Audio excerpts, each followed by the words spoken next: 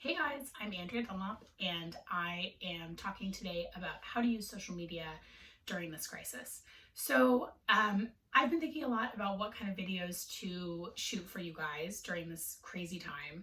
And I think it's been a struggle for a lot of us to think about how to adjust the way that we use social media and the content that we create for it in the midst of a crisis, because it looks like it's going to last for a while. And so we all need to sort of adjust to that. I think a lot of the things I'm going to talk about today are good as perennial guidelines, but they're definitely even more important in these times that we're in. Something that we've seen a lot of is like celebrities and other high-profile people making some pretty big missteps on social media, whether that's just being kind of tone deaf or really insensitive, or actually spreading misinformation and sort of or broadcasting themselves doing the wrong things. You've seen some folks make some pretty costly missteps, and so the stakes I think are a bit higher right now, especially because so many people are spending so much time online, and that is really where we're living out the bulk of our social lives. Okay, so a few things to think about. I think you shouldn't ignore that the crisis is happening. I think, COVID-19 really for most of us has touched every part of our daily lives. It's something that's consuming a big part of our waking hours.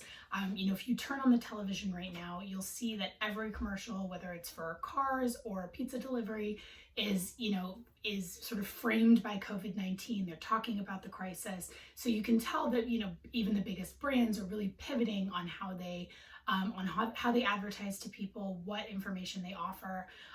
So I think that we can all sort of think of ourselves that way too. So, you can talk about your regular things, but just sort of think about how to, really consider the tone, as I said, and the content that you're sharing. Recognize that people are worried, that they're stressed, that a lot of people are financially strapped. And I think, furthermore, because so many of us are thinking about it so much, it feels more authentic to kind of mention that that's the moment that we're in, and that's the moment that you're coming from. So with that said, I don't think you need to feel like your channels and your content that you're putting on social media needs to be completely consumed by COVID-19. Unless you're a healthcare professional or a journalist, you don't need to talk about it all the time. You can still talk about whatever it is you would normally be talking about, just with kind of a different framing. So that's kind of what I've been thinking about, in terms of the videos that I share with you guys, talking about how to adjust your writing lives to the crisis, talking about how to go about marketing your books or dealing with the publishing industry when things are so much in flux. And obviously books are a perennial topic for me, very relevant right now as folks have time. Some folks have more time to read. I guess it depends on whether or not you're an essential worker or have children. But I'm thinking about what books can I recommend, that are particularly escapist, that are good for this moment, etc. So another good thing to always think about with social media, but that feels especially germane right now, is sort of putting the community aspect of social media first. So social media can be really a powerful tool for good. I think some of us don't really think about this as much, especially if you don't have that many followers. But even if really you just are talking to your family and friends on social media, it's still a really powerful tool for supporting stuff that you like. So think about what books and authors can you support right now. For folks that have books coming out right now or that are due in a month or so, it's really stressful. It's really a horrible time to be trying to promote anything. So definitely let's all think about how we can rally around those folks and support them. And even if you're promoting your own work, think about how you can support your local independent booksellers. Those folks are really struggling right now. Bookshop.org is a great place to point people to if you don't have a specific book you want people to order from, a bookstore you want people to order from. Bookshop.org supports indies, and that's a newish site, so be sure to check them out. And beyond just the book community, think about bloggers, podcasters, influencers, that anybody who's creating original content that you really like. Think about how to support them, because the creative industries by and large across the board are getting hit really hard by this, with sponsorship deals falling through, advertisers dropping out, that kind of thing. So share that stuff on social media, leave reviews where you can, etc.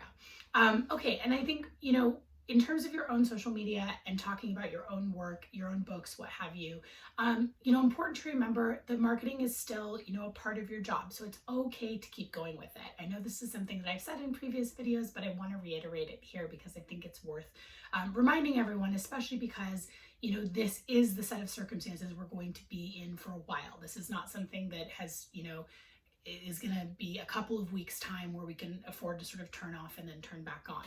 Grace Atwood, who's actually one of my favorite influencers, she writes the blog The Stripe and co-hosts the podcast Bad on Paper with Becca Freeman.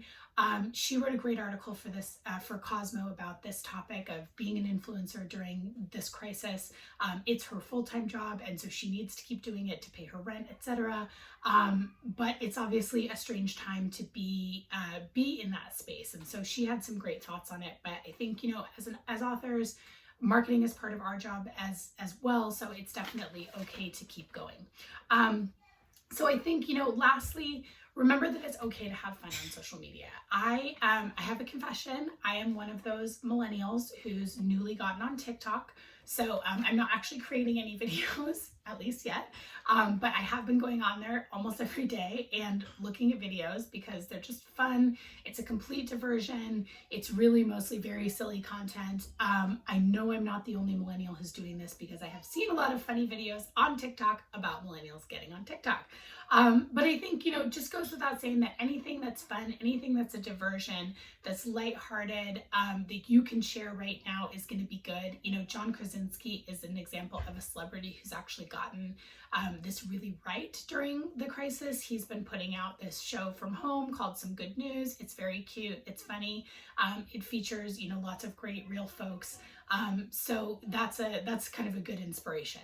So I think, again, within reason, but I think like sharing really good things as long as they don't involve like your massive mansion and your live-in nanny who's quarantining with you, feel free to share those. So I hope that was helpful.